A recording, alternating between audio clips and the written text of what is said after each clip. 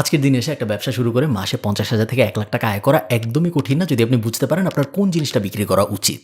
Just কোন জিনিসটা এখন বিক্রি করা উচিত এবং কোন জিনিসটা আমি বিক্রি করব না, এই ডিসিশনটার উপরে ডিপেন্ড করে আপনার বিজনেস মাসে 10 টাকাও ইনকাম করতে পারে, 10 কোটি টাকাও ইনকাম করতে পারে। আমাদের পোর্টফোলিওতে যে 14-15টা কোম্পানি আছে, একদম ফার্স্ট গ্লোবাল থেকে শুরু করে হোয়াইট ক্লাউড থেকে শুরু করে ফারিঘর থেকে যা যা আছে সব কিছুতে আমরা এই জিনিসটাই বোঝার চেষ্টা করি যে এই সময় মার্কেটে কোন জিনিসটা আমরা বিক্রি করব এবং কোন জিনিস আমরা বিক্রি করব না। এবং আজকে আমি আপনাদেরকে এটাই শিখাবো যে কোন জিনিস বিক্রি করব এইটা কিভাবে ডিসাইড করব। চলুন শুরু করা যাক। আচ্ছা, ব্যবসা জিনিসটা আসলে কি এটা তো আমরা সবাই মোটামুটি জানি, তাই না? আমি কাউকে একটা প্রোডাক্ট বা একটা সার্ভিস দিচ্ছি, বদলে সে আমাকে টাকা দিচ্ছে। এই ট্রানজাকশনটা যে হচ্ছে এটাকেই তো ব্যবসা বলে।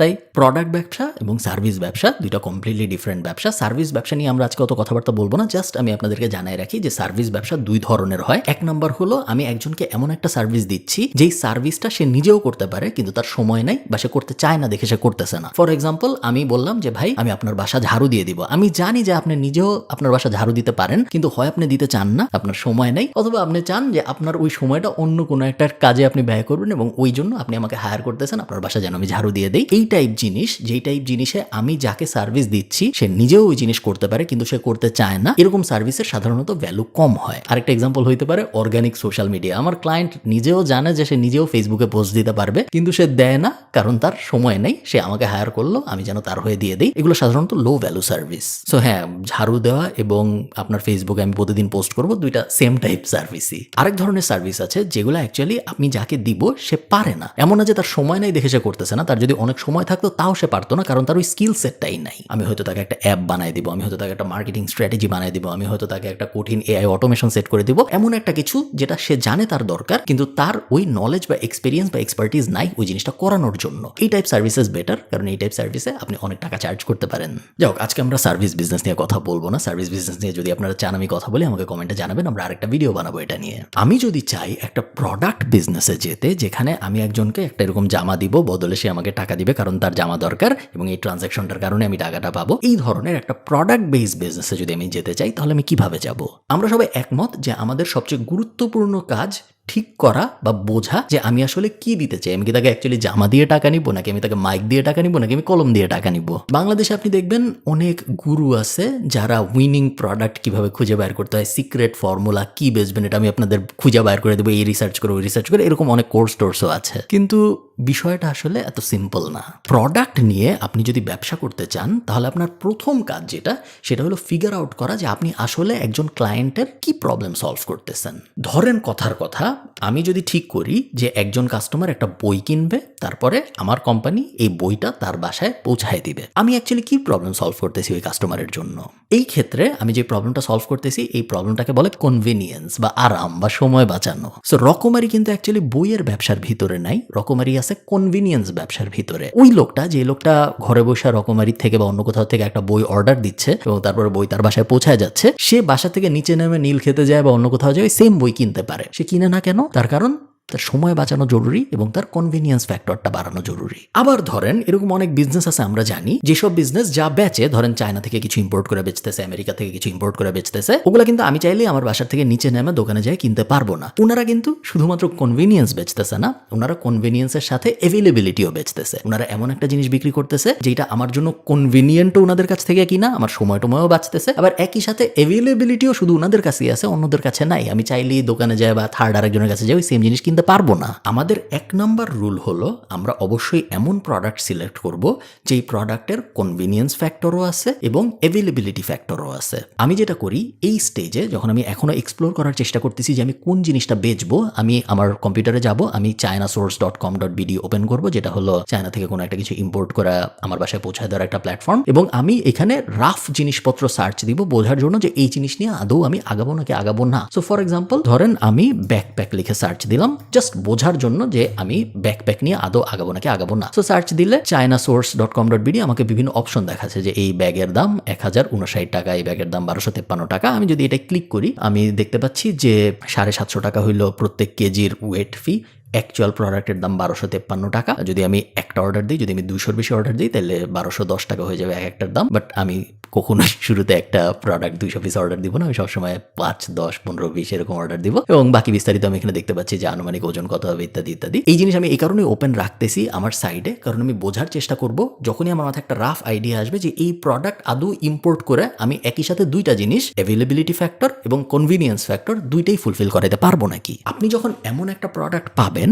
যেটার অ্যাভেলেবিলিটি ফ্যাক্টরও আছে, মানে সব জায়গায় অ্যাভেলেবল এরকম না, এবং একই সাথে কনভিনিয়েন্স ফ্যাক্টরও আছে, মানুষ চায় আমার সময় বাঁচে ওই জিনিস আমার ঘরে ডেলিভারি হয়ে যায়। নেক্সট আপনার যে জিনিসটার দিকে নজর দিতে হবে সেটা হলো এই ক্যাটাগরিটা কতটুকু এক্সপ্যান্ডেবল। ক্যাটাগরি এক্সপ্যান্ডেবল বলতে মেইনলি আমরা যেটা বোঝাই সেটা হলো যদি একজন মানুষ আমার এই ব্যাগটা কিনে, তাইলে এই সেম মানুষটাকে আমি আর কি কি জিনিসপত্র বিক্রি করতে পারবো আমার ওই সেম বিজনেসের ভিতরের থেকেই।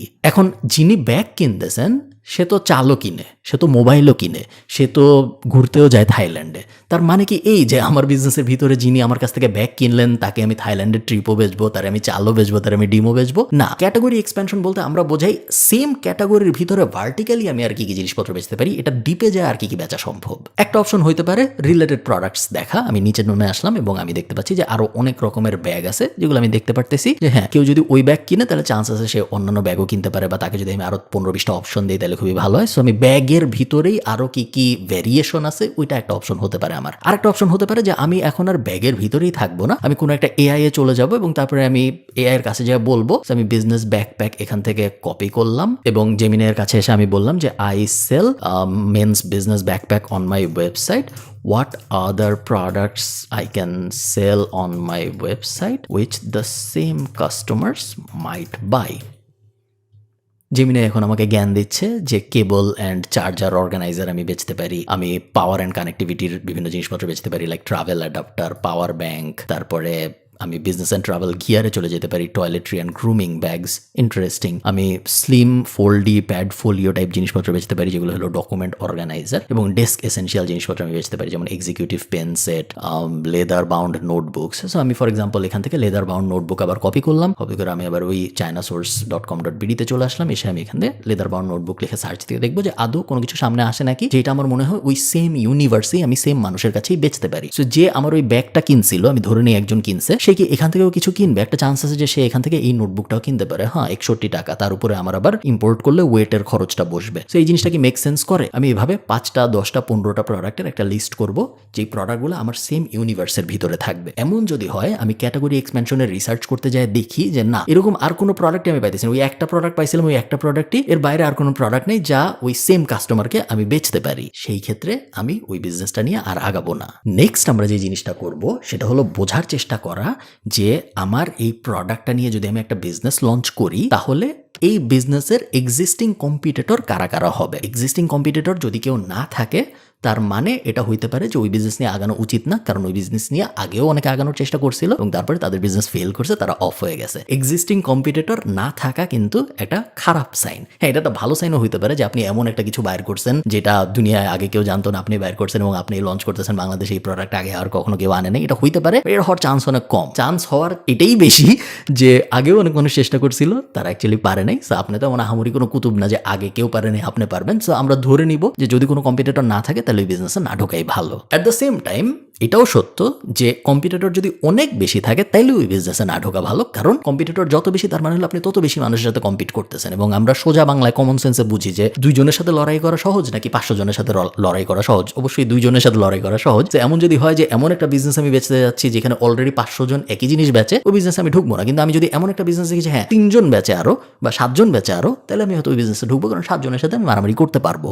নেক্সট খুবই গুরুত্বপূর্ণ এই জিনিসটা ফিগার আউট করা যে আমার বিজনেসে আমি কিভাবে ভ্যালু অ্যাড করব। কারণ মনে রাখবেন যদি আপনি আপনার বিজনেসে ভ্যালু অ্যাড করতে না পারেন সেই ক্ষেত্রে আপনার মারামারি হবে কস্ট নিয়ে, এবং কস্ট নিয়ে মারামারিতে কখনো কেউ জিতে না। দিন শেষে যে সবচেয়ে কম দামে বেচতেছে সেও জিততেছে না, কারণ তার প্রফিট মার্জিন খুবই কম।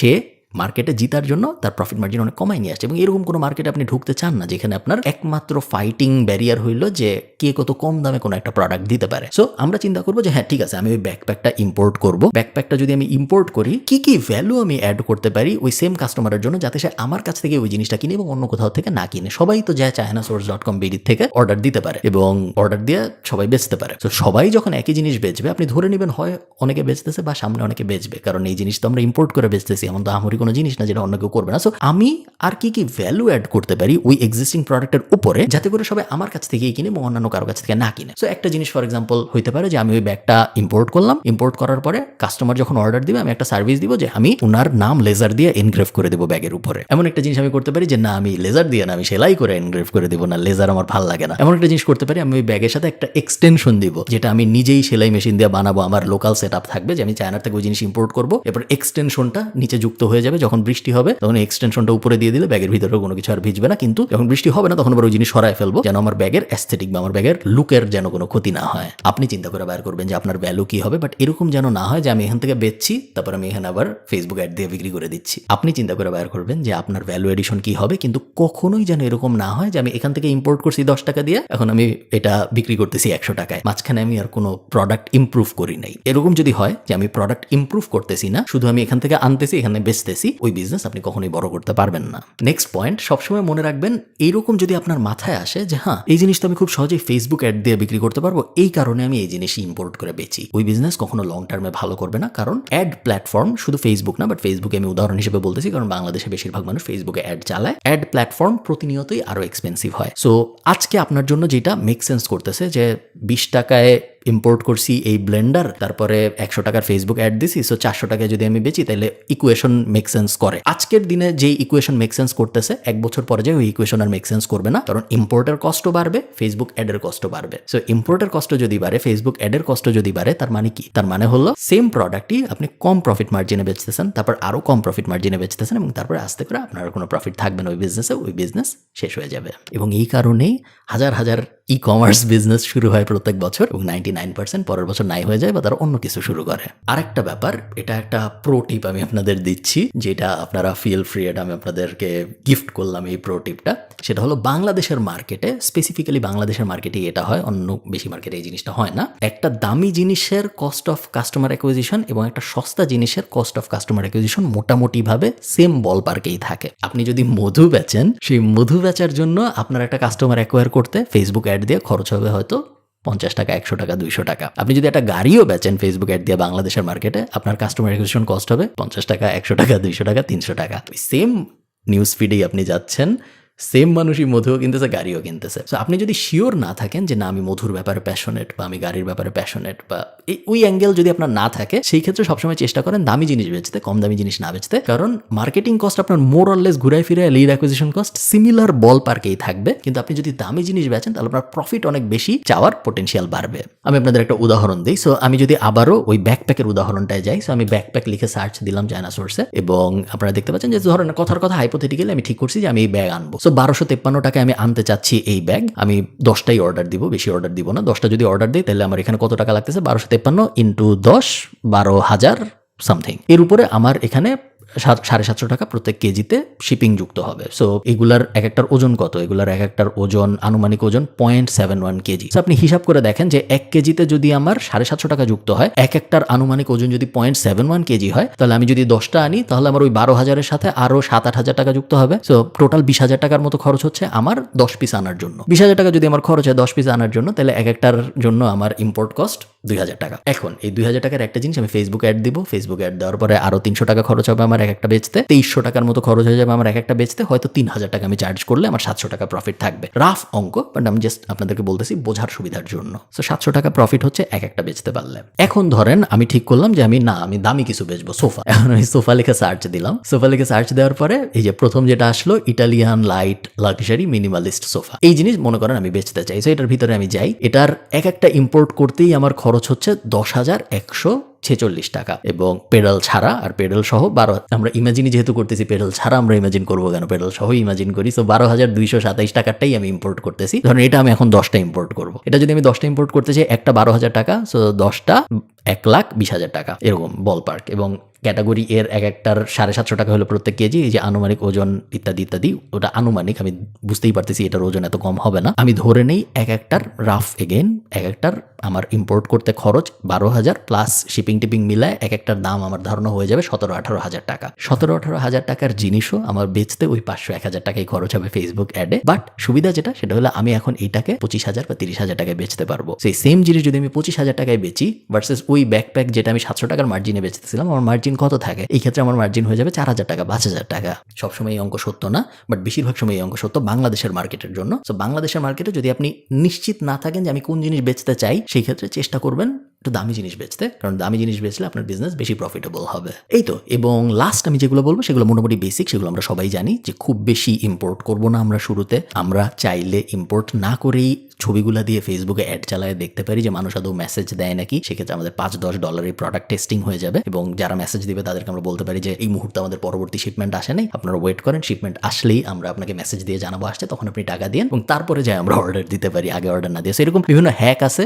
যেগুলো মানুষজন ইউজ করতে পারেন, ওগুলো আমরা সবাই জানি, ওগুলো নিয়ে আমরা কথা বলবো না। সবসময় মনে রাখবেন যে আপনি কি বেচতেছেন এটা সবচেয়ে বড় ডিটারমিনিং ফ্যাক্টর আপনার ওই বিজনেস কত টাকা ইনকাম করবে সেটার। সো আপনি যদি ভুল জিনিস বেচেন, হয় আপনার বিজনেস টিকবে না, যদি আপনার বিজনেস টিকেও আপনি ওই বিজনেস থেকে অনেক বেশি আয় করতে পারবেন না। সো ওই জিনিস করা যাবে না। এরকম বিজনেস ভিডিও ভালো লাগলে আমাকে জানাবেন, তাহলে আমি সার্ভিস বিজনেস নিয়ে এই একই রকম আরেকটা ভিডিও করার চেষ্টা করব। ভালো থাকেন সবাই, টাটা।